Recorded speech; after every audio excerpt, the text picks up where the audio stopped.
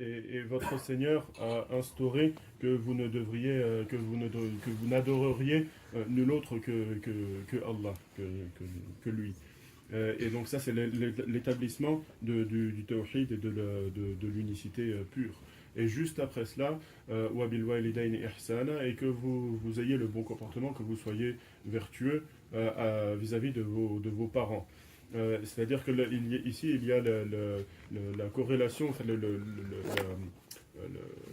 viennent ensemble le tawhid le plus pur, l'application du tawhid le plus pur, avec le bon comportement vis-à-vis des parents.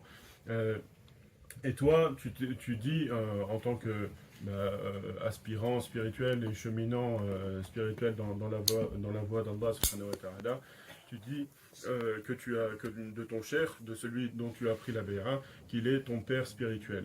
Et donc, pour ton père spirituel, mais encore faut-il savoir qu'est-ce que ça veut dire et quel sens tu donnes à ce terme-là et à cette expression-là.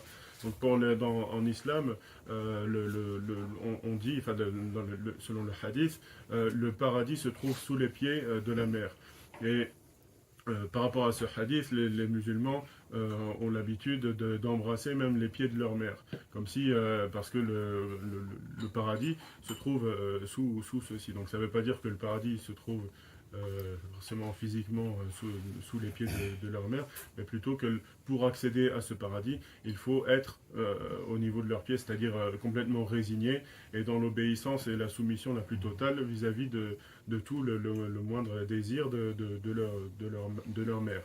Ça pour la mère. Et pour le père, le prophète alayhi salatu salam dit dans un autre hadith, il disait à un compagnon justement qui se plaignait que son père lui prenait son argent, et il lui a dit à ce compagnon, toi, ta personne et tout ce que tu possèdes appartient à ton père.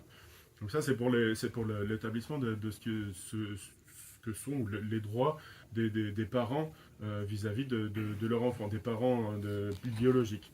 Et donc, alors que dire du père spirituel? Les parents biologiques, ce sont ceux qui t'ont fait descendre sur la terre, qui t'ont fait descendre de, de, de l'absolu vers ce monde physique créé et éphémère.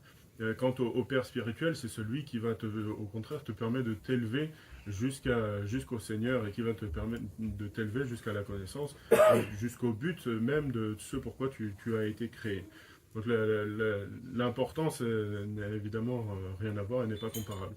Et tu trouveras que ceux qui éprouvent des réticences vis-à-vis du fait d'embrasser la main du cher, ou de se résigner à lui, ou d'essayer d'être du mieux possible à son service, eh bien tu trouveras que ceux-là, ce sont ceux qui ont eux-mêmes, dans cette relation d'enfant à père, que ce soit biologique ou spirituel, que eux-mêmes ils ont des problèmes avec leurs parents biologiques à la maison.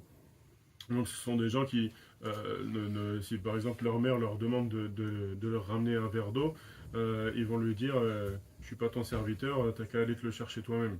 Et leur père, c'est pareil, dès que leur père commence à parler, à dire quelque chose, ils lui disent tais-toi, tu connais rien, t'as pas fait d'études et tu sais même pas de quoi tu parles, tu racontes n'importe quoi, tu radotes. Et pareil avec la mère, ce genre de paroles.